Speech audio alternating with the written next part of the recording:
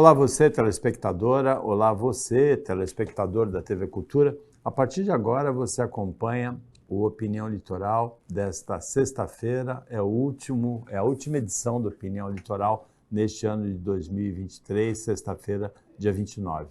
Vão analisar as situações vividas pelo país durante o ano com você, o advogado Roberto Mohamed, o economista André Roncalha. Eu vou pedir para André Roncalha começar explicando o potencial de crescimento econômico que a reforma tributária pode trazer para o Brasil.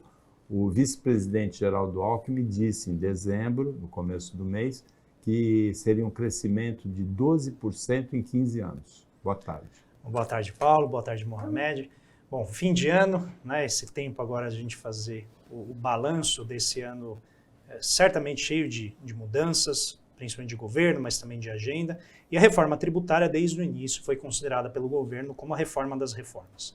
Então, é uma reforma que a gente não faz desde 1964, né, no início do regime militar, exatamente porque é muito difícil chegar num acordo sobre quem vai pagar os tributos da nação num contexto democrático em que cada um encontra, né, o seu motivo para dizer que quem tem que pagar o imposto é o outro. Então, geralmente é muito difícil de fazer, por isso que a reforma tributária foi dividida em fases. A primeira fase é essa, de fazer a simplificação no sistema de tributação de consumo. Então, essa é uma reforma importante porque ela elimina muitas ineficiências do sistema, cada unidade, né, cada estado tem um conjunto de regras tributárias, o governo federal tem outros impostos e todas elas vão se acumulando sobre os produtos que a gente paga. Então, um elemento importante, Paulo, nessa reforma, diz respeito, por exemplo, à tributação no destino. Então, hoje, a tributação é feita parcialmente, na grande parte, na origem e um pedacinho só no destino. E qual que é o resultado disso, apenas para simplificar e ilustrar?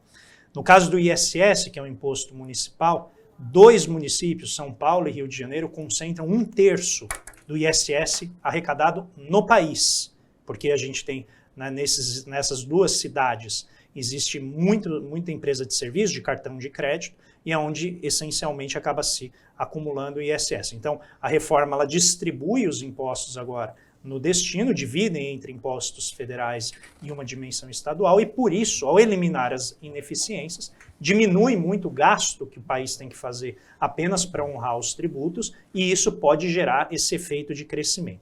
O vice-presidente, obviamente, colocou o dado que é uma das simulações que a gente tem, que pode gerar esse crescimento de 12%, algumas estimativas falam até 18%, no espaço de 15 a 20 anos, mas a gente também, eu vou sugerir que a gente vá com um pouco de tranquilidade e parcimônia, né? Porque, primeiro, a reforma começa a acontecer caso ela seja efetivamente aprovada em 2026, então a gente tem 2024 e 2025 para aprovar muitas leis complementares que vão regular os princípios dessa proposta, e a partir daí existe um longo caminho de 3 décadas ou mais para que os estados, né, e a gente vai regulando a alíquota desse imposto único, né, desse IBS, que é esse imposto sobre bens e serviços, e também o IVA, né, que a gente chama que é o imposto sobre valor adicionado, de uma maneira que a gente vá garantindo que a carga tributária fique do mesmo tamanho, ou seja, ela é uma reforma neutra.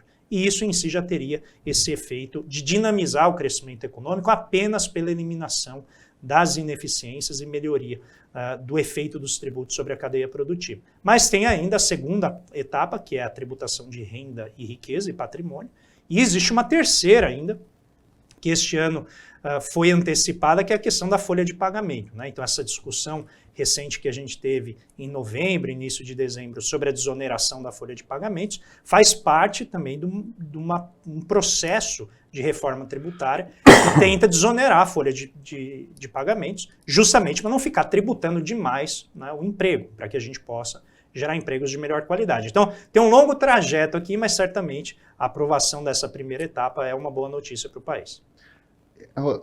André, aí vem uma coisa que a esquerda parece que vicia em determinadas coisas que ela não consegue. A gente ao longo do ano falou, é por isso que não condena a ditadura na Nicarágua, apoia o Maduro, fica andando naquilo, porque isso aqui é meu dogma e dogmas não se discutem.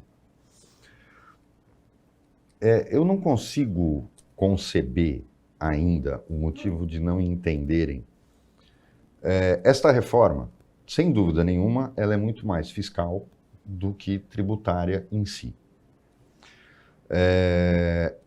E ela simplifica o sistema, que eu acho que é o mais importante. Não vai baixar um ponto percentual na carga tributária em relação ao PIB. E tem muita gente falando bobagem em relação a isso, mas o fato de simplificar, principalmente o imposto sobre os bens e serviços, porque quem olha a legislação de ICMS, principalmente, e a do ISS, vê que ela foi feita para não ser entendida, ela foi feita como cheia de pegadinhas para sempre fazer com que o contribuinte tenha que pagar alguma multa ou tenha que pagar alguma coisa além. Principalmente nas questões de estoque, de reversão de nota, cancelamento, você sempre vai ter problemas em relação a isso, porque ninguém consegue entender a legislação. Então, simplificar já corrige o problema. Aí a gente nota, e nós falamos no início do mês de dezembro, no programa, sobre essa fala do Alckmin, que já estão querendo apostar em percentual de crescimento, quando na verdade a gente está simplificando as normas e observando como é que vai ser. Mas o principal da segunda etapa da reforma tributária que você tocou, eu queria te ouvir em relação a isso.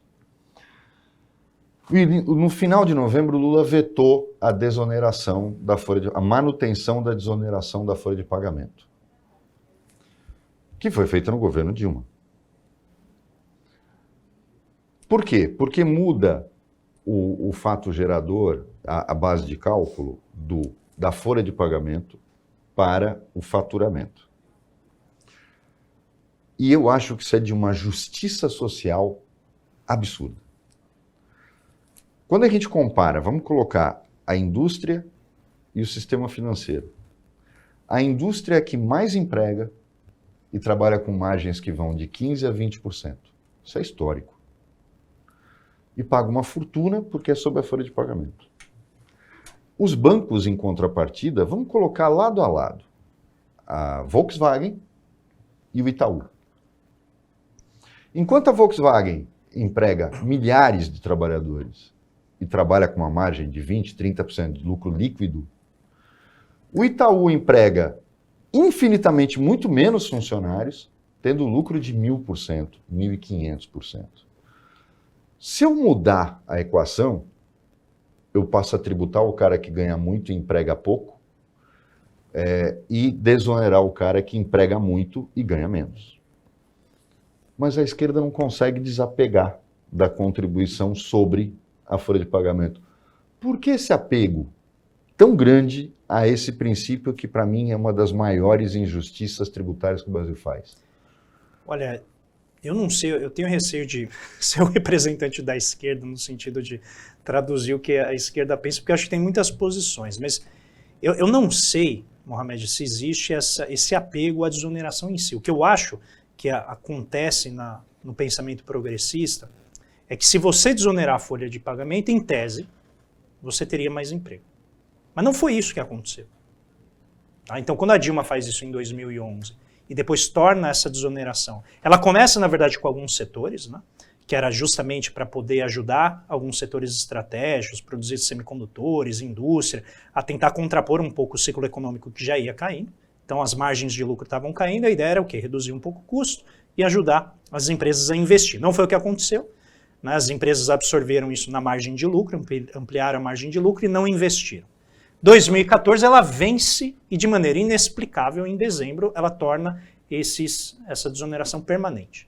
Em janeiro de 2015 ela tenta desfazer isso, tem até uma fala do então presidente, né, o Renan Calheiros, do Senado, né, e ele diz, olha, mas em dezembro vocês pediram para tornar isso permanente, agora em janeiro vocês querem desfazer, né, e ele então defende o Senado e fala, olha, a gente não está aqui para fazer absolutamente esse tipo de coisa. Então, se foi definido como permanente, vai ficar como permanente. E acabou sendo, então, renovado. O problema é que os estudos mostram que não houve uma geração de emprego forte. E eu acho que aqui tem um ponto que você tocou que é importante, você até usou o caso do Itaú, mas eu gostaria de trazer o caso da Nubank. Nubank tem 8 mil funcionários para 80 milhões de clientes. Porque como tem muita tecnologia, então você precisa de pouco funcionário. Então você está pagando, por exemplo, sobre folha de pagamento, no caso do Nubank, vai pagar pouco. Se pagar em cima de faturamento, vai pagar muito mais. Então, acho que poderia haver, né, uma mudança, e aqui vai uma crítica a como isso foi trazido para a discussão, que é, vou vetar, mas não tem nada para colocar no lugar. O governo Lula fez isso em muitas ocasiões nesse ano, acho que isso é muito ruim do ponto de vista da política econômica, porque você anuncia algo que não tem vamos dizer, você não desloca o debate para aquilo que vai ser. Você desloca o debate para aquilo que foi vetado, para aquilo que foi coibido. E eu acho que isso é muito ruim do ponto de vista do planejamento da política pública. Então, a decisão do presidente Lula me pareceu acertada, no sentido de, olha, esses setores não geraram os empregos que eles prometeram, mas não colocar nada no lugar, essencialmente joga para o Congresso a decisão que a gente já sabe. Como você, né, já citou muitas vezes aqui, existem os lobbies no Congresso. E existem muitas empresas, muitos setores que se beneficiam muito da desoneração. Então, do ponto de vista da economia política, eu acho, né, que o governo Lula poderia ter sido um pouco mais assertivo e oferecido algo no lugar. Eu entendo, por exemplo, porque quando a gente fala de desoneração, a gente está falando de algo facultativo. A empresa não é obrigada a optar. Ela pode optar por isso. Lógico, os bancos jamais vão fazer isso. Agora, a gente tem que falar de mudança da tributação, a mudança do financiamento da Seguridade Social. E que eu não vejo o governo apostar nisso. Muito pelo contrário, você põe um Luiz Marinho no Ministério do Trabalho, parece que o cara, ele vem do século XXI, né? Do 20. Ele vem da década de 80, de 90, ele era moleque ainda, mas ele é aprendiz do Lula no sindicato. Aí ele vem querer transformar o Uber, que é prestação de serviço, em vínculo de emprego, ele quer voltar imposto sindical, ele quer voltar uma série de coisas, parece que o cara só olha para trás. Quando não entende que a dinamização da economia trouxe também a das relações de trabalho. Tem uma grande diferença. Chamar o Uber de serviço escravo, só um cara que tem problema mental. A prestação de serviço tem que ser entendida. Você tem que entender o cara que presta serviço como um microempreendedor. Mas para isso você tem que mudar conceitos, você tem que mudar a lei da microempresa, que pune a empresa que cresce. De uma hora para outra eu deixo de estar no simples para ir para um lucro presumido que me mata. Quer dizer, eu falo, não cresce, tá? Porque se você crescer, você vai ser punido. Isso é contraproducente. Eu não vejo isso. E aí eu vejo, por exemplo, que um Haddad até pode pensar assim, mas ele é muito pau-mandado.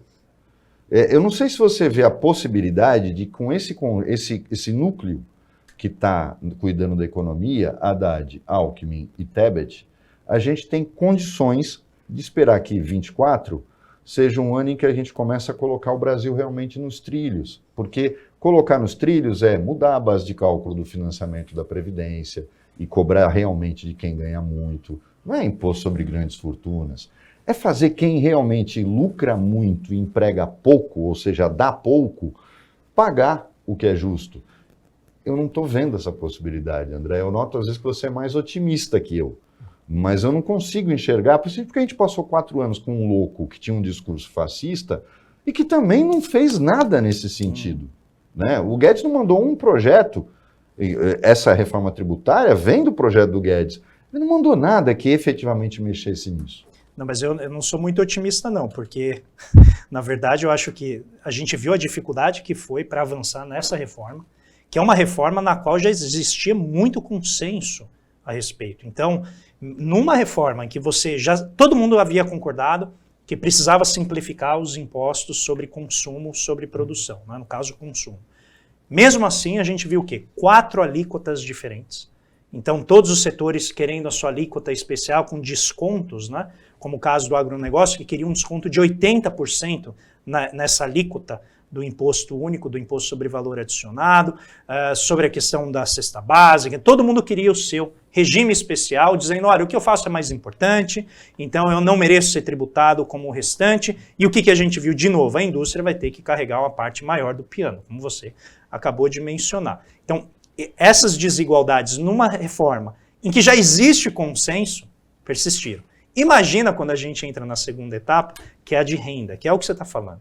Como a gente pode tributar as grandes corporações, como a gente pode tributar o empresário de uma maneira que não iniba, não coíba né, a produtividade dele, a capacidade de empreender, mas ao mesmo tempo consegue financiar adequadamente a nossa previdência social. E isso ainda não está, né, não avançou, e eu acho que o episódio da desoneração revelou talvez o estágio ainda muito incipiente desse debate, e que não é novidade, a gente já sabia que isso estava aí. Então acho que a gente poderia estar mais avançado nisso, e por esse motivo eu também não sou tão otimista que a gente consiga avançar facilmente no restante do mandato do presidente Lula, nessa segunda e terceira etapas da reforma.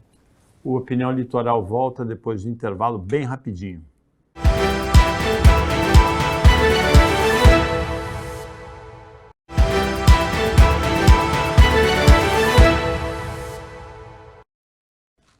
Voltando com a Opinião Litoral, nesta sexta-feira, última do ano, o Roberto Mohamed e o André Roncalha, o Mohamed advogado, o Roncalha economista, discutem as situações pelas quais o país passou durante o ano. André, o orçamento de 2023 foi preparado no governo Bolsonaro, foi o último, ele previa, deixando um montão de coisa de fora, já previa um rombo, um déficit primário, sem contar os juros, de 65 bilhões. Na transição, o governo Lula teve aquela PEC que autorizava furar o teto de gastos em 200 bilhões, ou seja, triplicar mais ou menos, e foi o que aconteceu. O déficit primário foi de 190 bilhões, né? Orçamento 2023. E aí, projeta uma meta de déficit zero para 2024. Dá para acreditar nisso? Não, não dá, né? É um ajuste muito rígido, muito bruto. E, de fato, assim, desde agosto, quando foi aprovado o marco fiscal, eu e muitas outras pessoas já estão falando, zerar o déficit em 2024 é impor sobre a economia um grau de restrição fiscal que não faz sentido nem no contexto da própria trajetória do ajuste fiscal, ou seja, reduzir o déficit de uma maneira tão acentuada, e não faz sentido no contexto internacional, em que muitos países ainda estão tendo déficits elevados por conta de pandemia e por conta da transição ecológica, né, e da transição verde, investindo pesadamente na eletrificação e descarbonização das suas matrizes produtivas.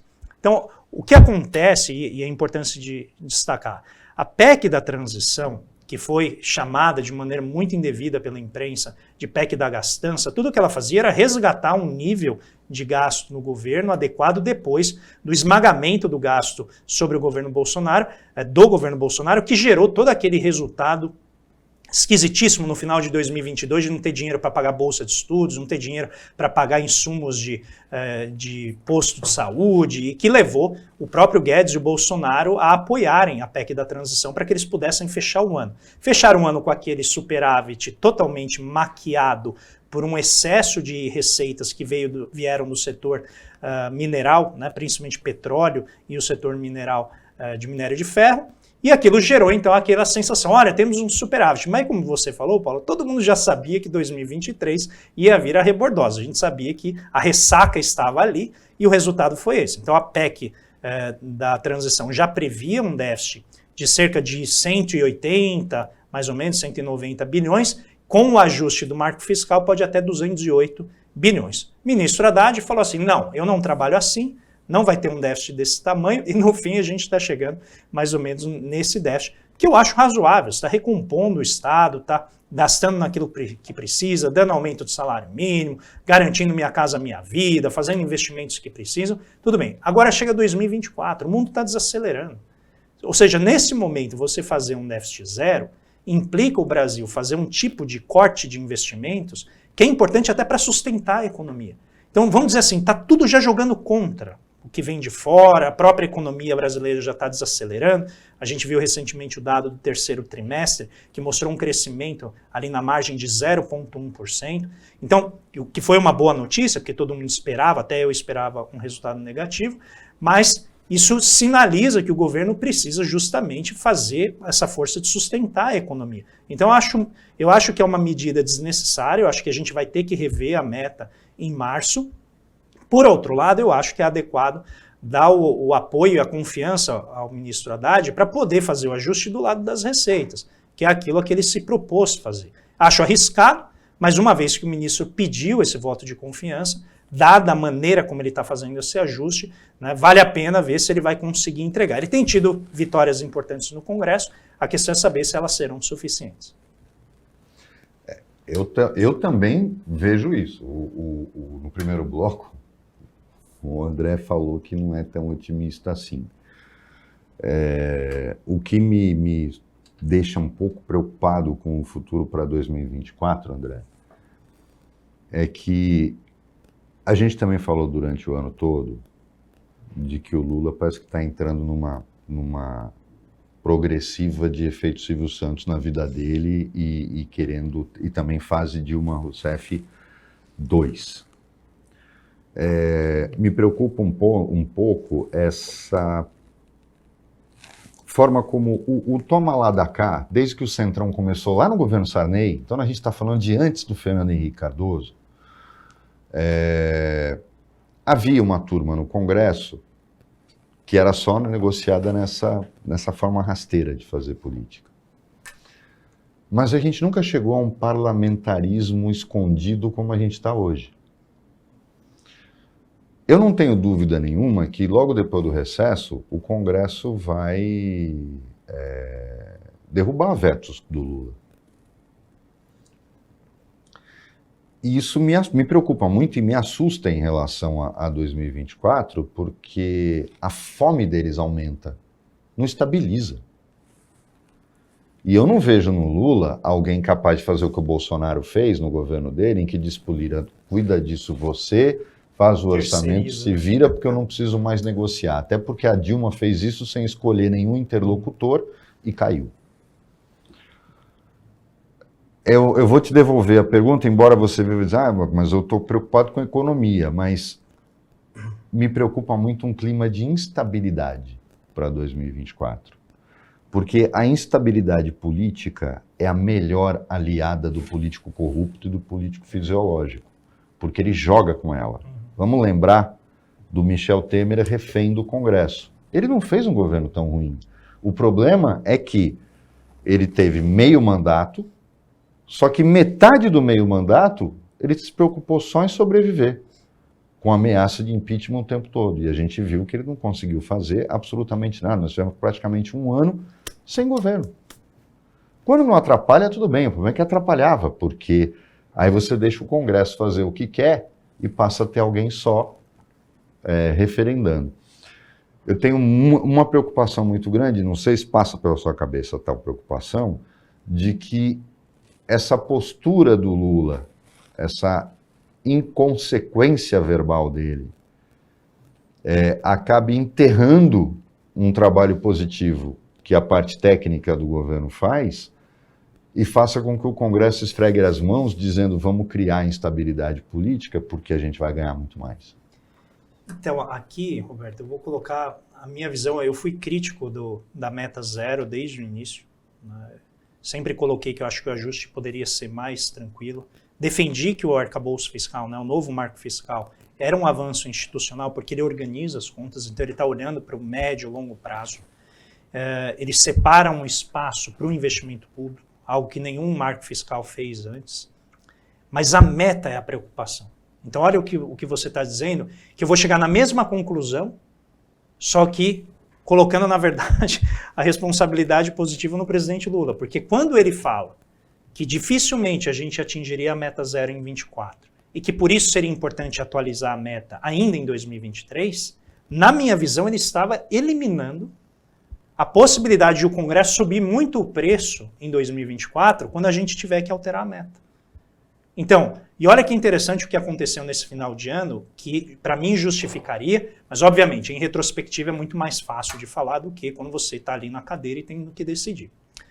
Se no final de novembro, o ministro Haddad tivesse ajustado a meta para 1% de déficit, a gente está falando aí em torno de 100 a 110 bilhões. 1% do PIB. 1% do PIB, né? Então é de 0 para 1% de déficit do PIB.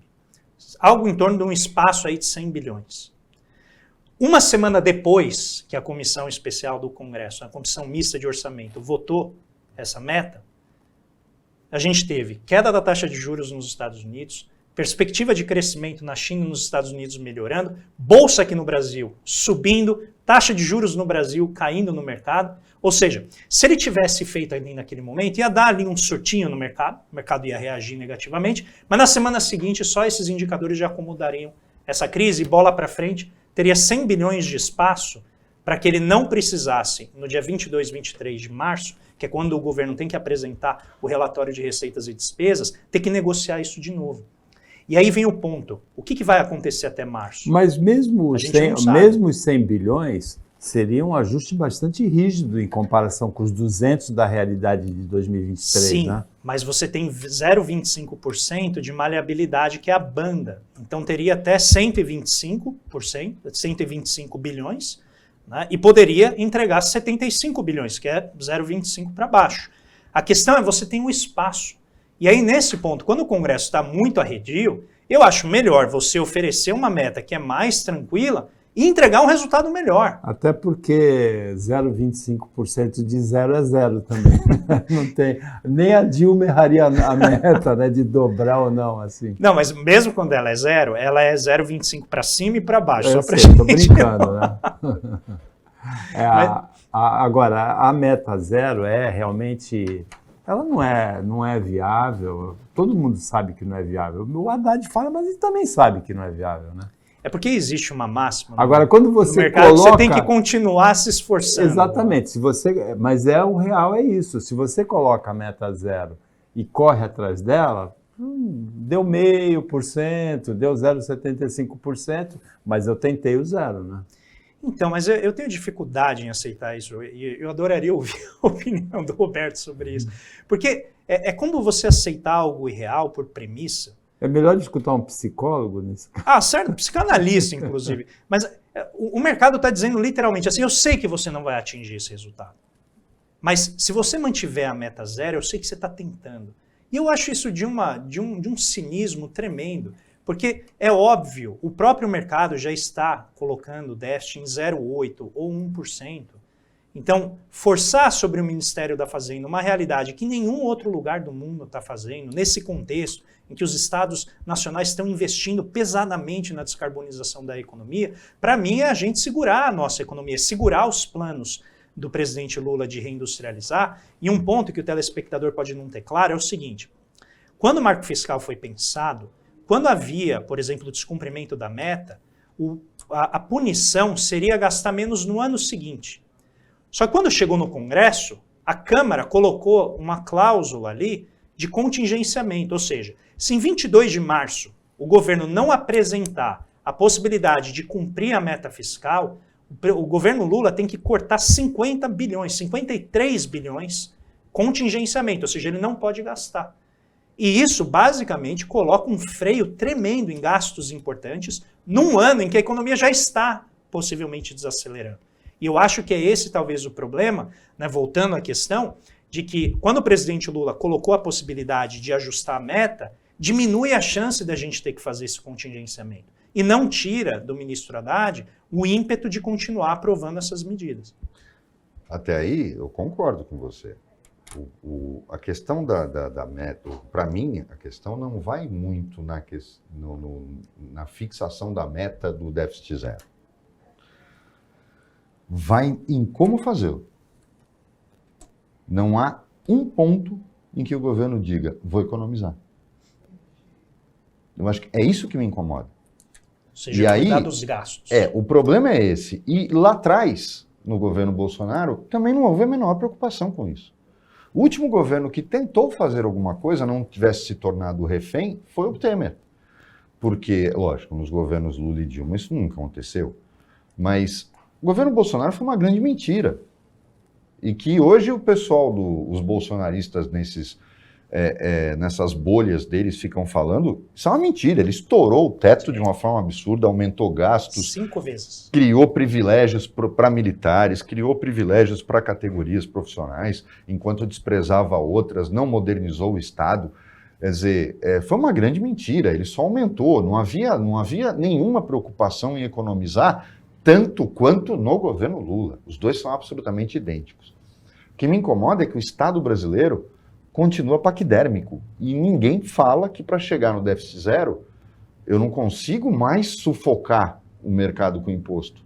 eu preciso começar a economizar. Isso não tem nada no horizonte que diga que a gente vai chegar lá. Isso é verdade. De fato, existe a reforma, só um ponto, Paulo. A reforma do lado do gasto ela é tão importante quanto a reforma, né, pelo lado da receita. E isso, de fato, acho que tem que haver o avanço. Na questão da regra do salário mínimo, a gente não pode esquecer que toda vez que você ajusta o salário mínimo, você gera um peso enorme na Previdência. Então, é preciso pensar uma regra adequada e sustentável para o salário mínimo. É preciso fazer uma reforma administrativa que efetivamente, né, faça com que a grande elite do funcionalismo público tenha carreiras mais extensas. Né, tem carreira que você entra e em pouquíssimos anos você está no topo da carreira e sonera o Estado de maneira muito pesada. Então tem, de fato, reformas de gasto que precisam ser avançadas e eu concordo com a crítica. Se não fizer desse lado, a gente, de novo, não vai atingir a eficiência que a gente precisa. Opinião Litoral volta depois de um intervalo bem pequenininho. Fica aí com a gente.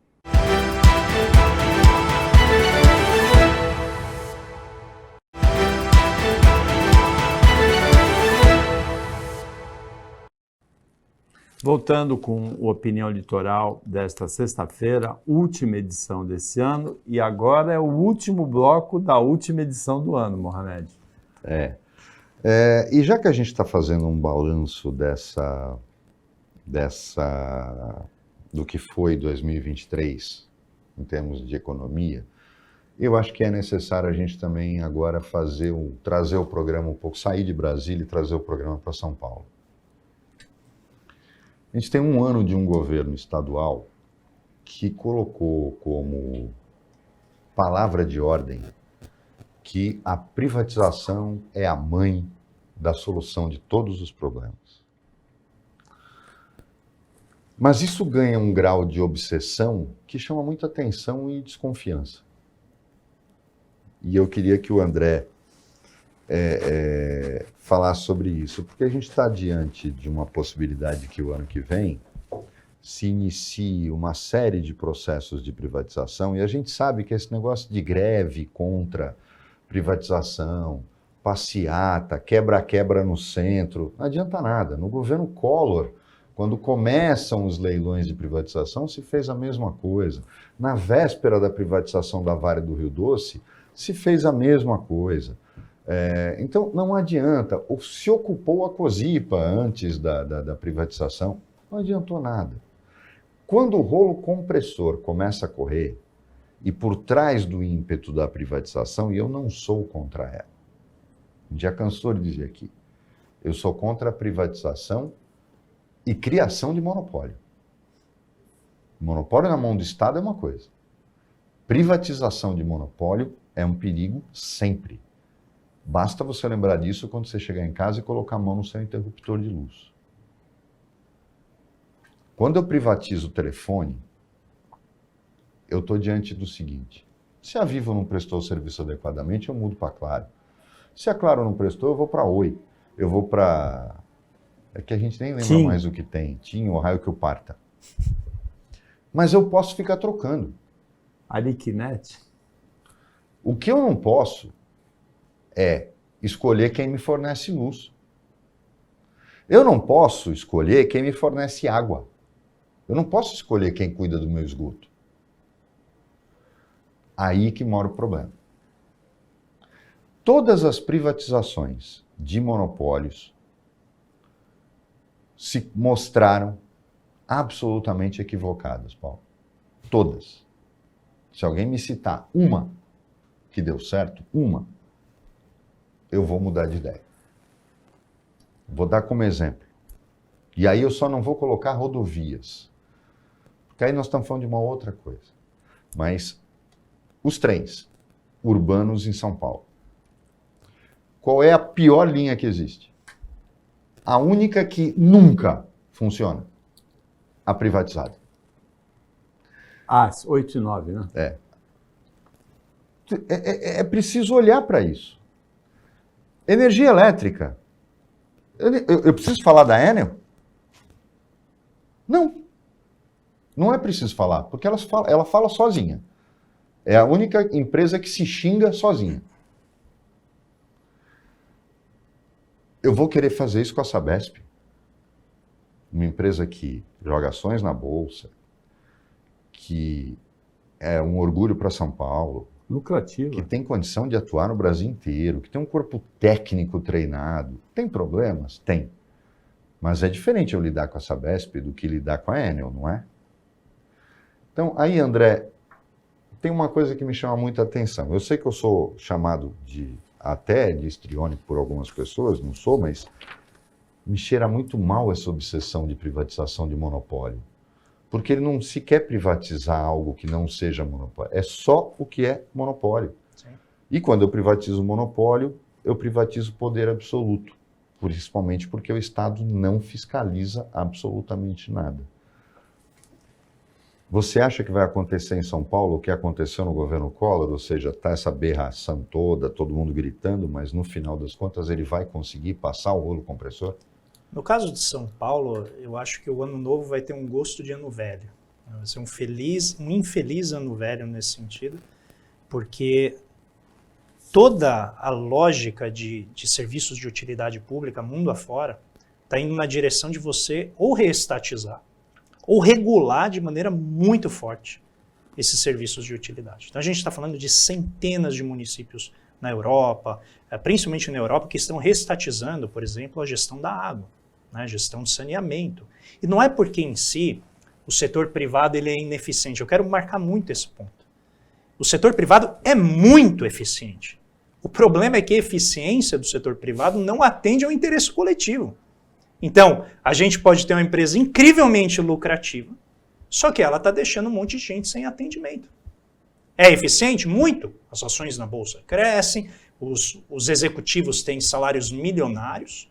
A gente pode falar da Braskem, em que enquanto Maceió afunda, o Conselho de Administração ganhou 84 milhões de reais em remuneração no ano, agora previsto para 2023. 84 milhões. Sabe quantas pessoas? 20. 20 pessoas, não é 20 mil pessoas. 20 pessoas vão levar 84 milhões, segundo o relatório de administração da Braskem. Então é eficiente? É muito eficiente. É eficiente, entre aspas, destruir o meio ambiente. É eficiente deixar uma cidade como São Paulo sem energia elétrica. Ela só não atende ao interesse coletivo. E aí vem o problema. Um governo como o Tarcísio, que promove essa ideologia, uma certa fixação freudiana, ou seja, é algo que está no plano dos impulsos, não tem qualquer base na realidade fática da história do sistema capitalista, de que o mercado regula tudo muito bem, vai gerar o mesmo problema que a gente já está passando com a Enel. Porque a Sabesp, como o Roberto já colocou, ela é lucrativa, você mesmo mencionou, Paulo. E eu nunca entendi por que a Sabesp tem que fazer propaganda nos municípios que ela atende. Como você colocou, ela atende a um monopólio. Por que eu vou ver a propaganda da Sabesp e falar, olha, eu vou usar a Sabesp? Eu já estou usando. E esses monopólios, eles têm um problema grave. Por quê? Quando o governo tem essa linhagem, o que garante para a gente que o governo vai regular? Que o governo vai investir pesadamente no regulador que vai garantir esse resultado. Então, um exemplo aqui que a gente está falando das linhas privatizadas do metrô, são as que menos atendem pessoas e são as que mais recebem recursos na distribuição ali do bilhete único no município de São Paulo.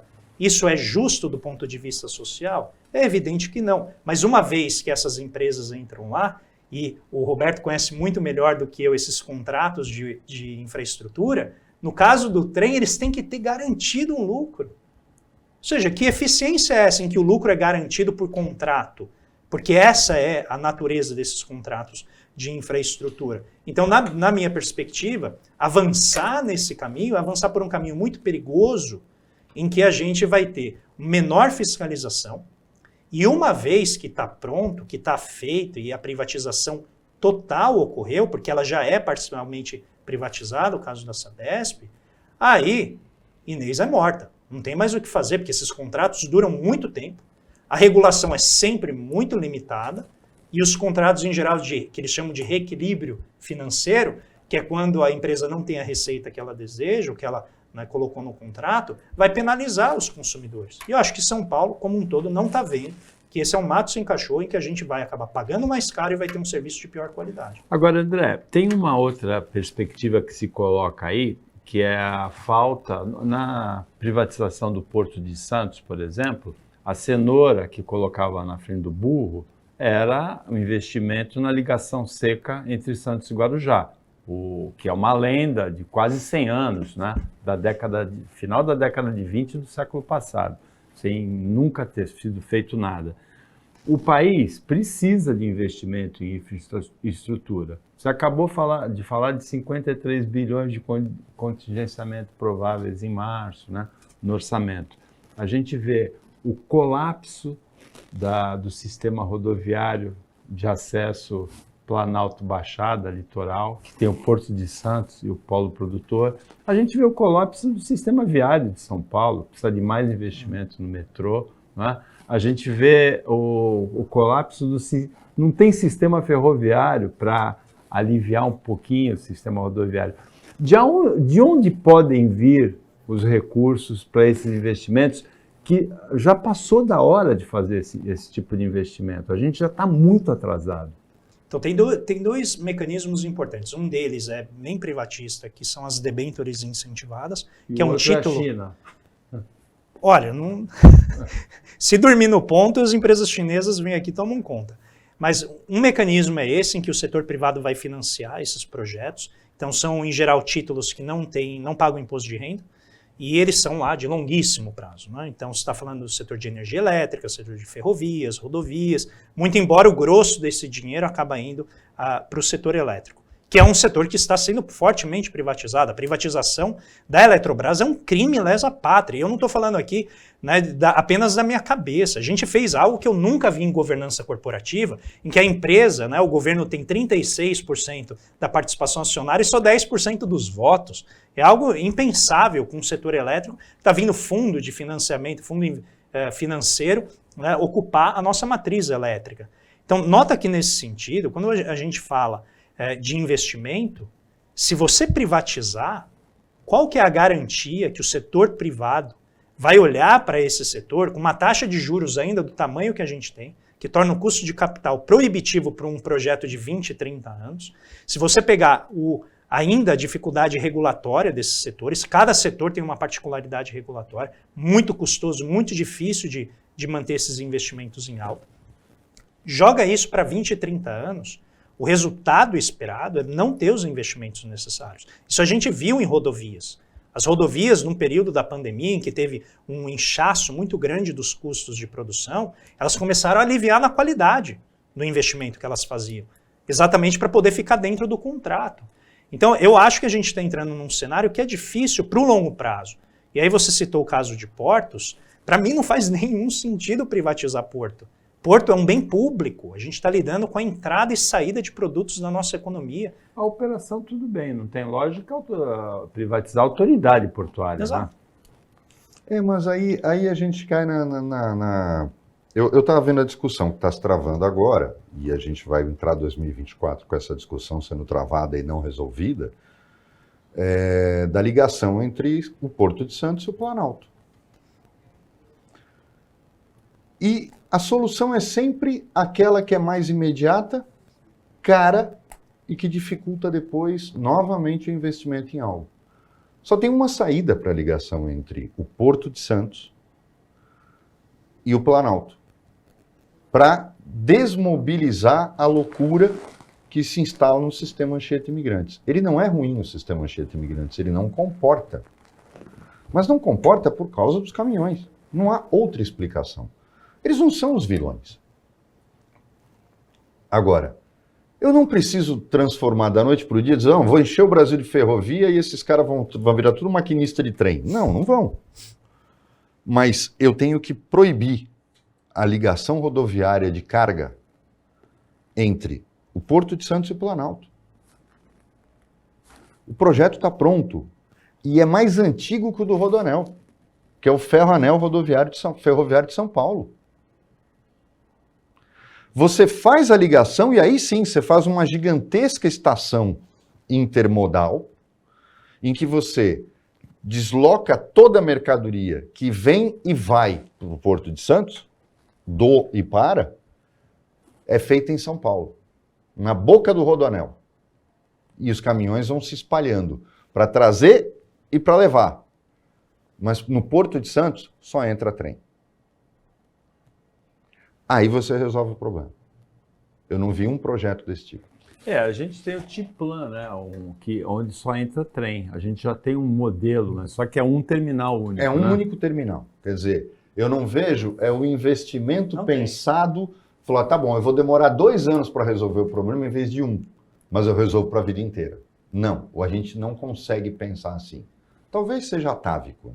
E eu vou te dizer, eu acho que esse talvez seja um dos principais pontos cegos do governo Lula, é a questão das ferrovias. A gente discute muito pouco, quando esse é o eixo central de expansão de mobilidade, com o caso da China.